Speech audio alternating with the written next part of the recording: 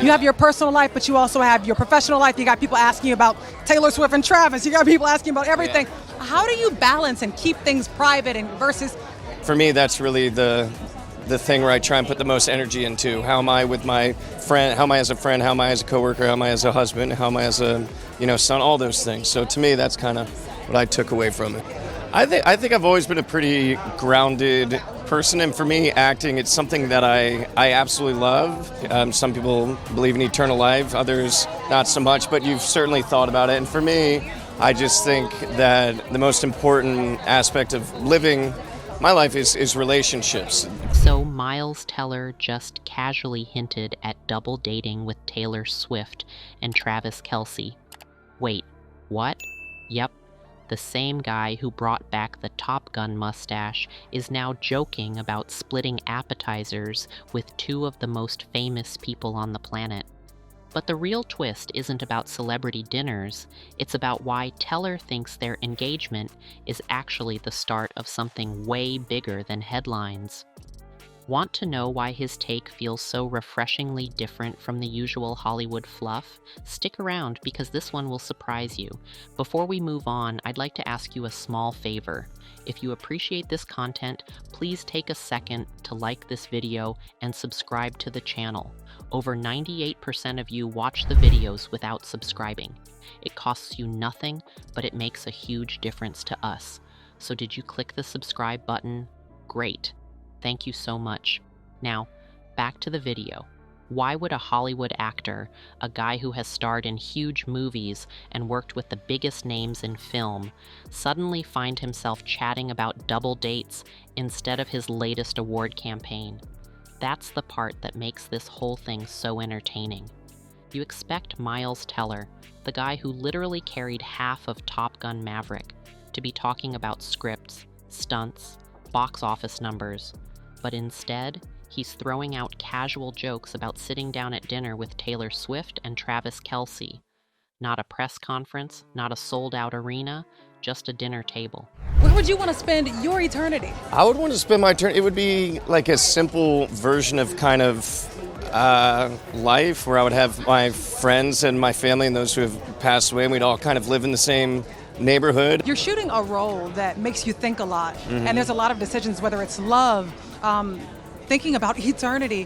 What did you carry with yourself? What was the major takeaway after filming this? With death, it's something that's happening to all of us. We're here for not a real long period of time, and everyone's thought about what that next step looks like. I just think it's really exciting. Anytime you kind of find the person that you want to spend forever with, that's great, and it's the first step of a long life of companionships. And the way he talks about it makes the whole idea less about celebrity glitz and more about, well, friendship. Something very regular, but happening on the most unregular scale possible. The connection between Teller, Swift, and Kelce is one of those things where, on paper, it sounds totally random. A movie star, a pop superstar, an NFL tight end who seems to spend just as much time on ESPN highlights as he does making cameos in perfume ads.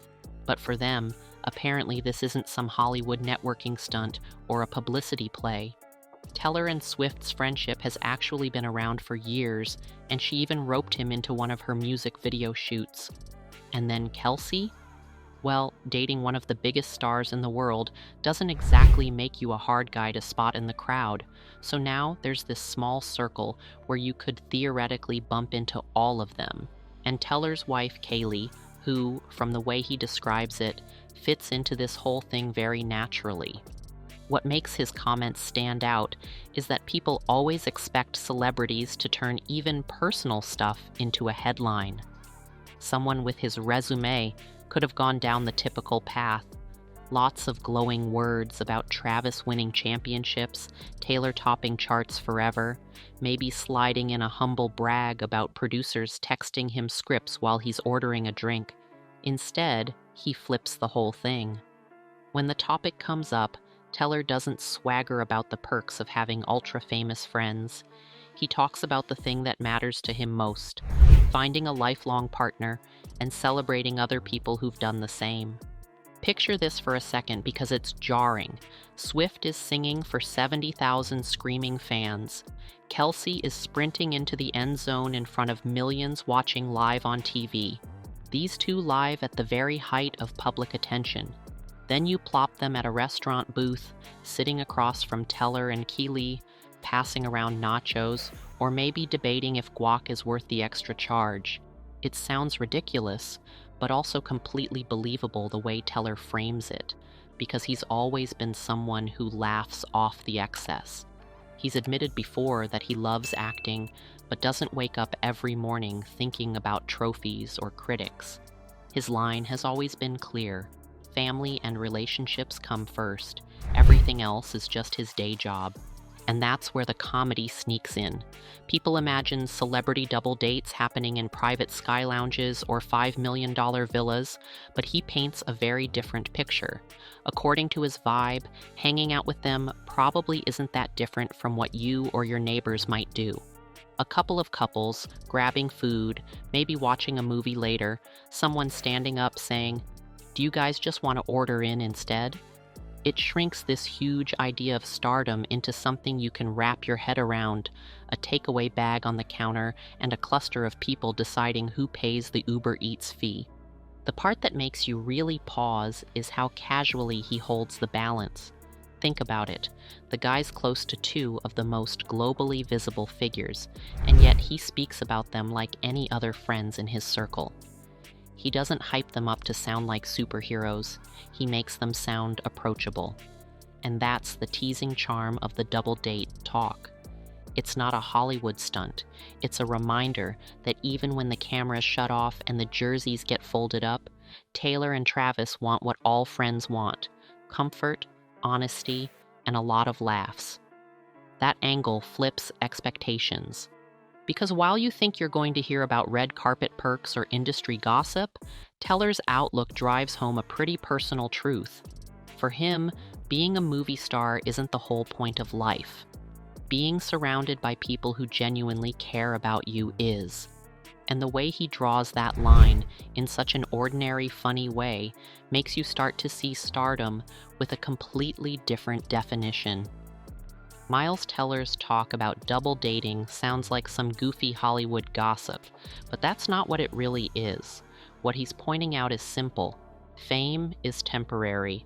Relationships aren't. Making time for the people you care about is what actually lasts, even if you're sitting across from two of the world's most photographed faces. So here's the thing. Look at your own circle. Are you making space for the people who matter?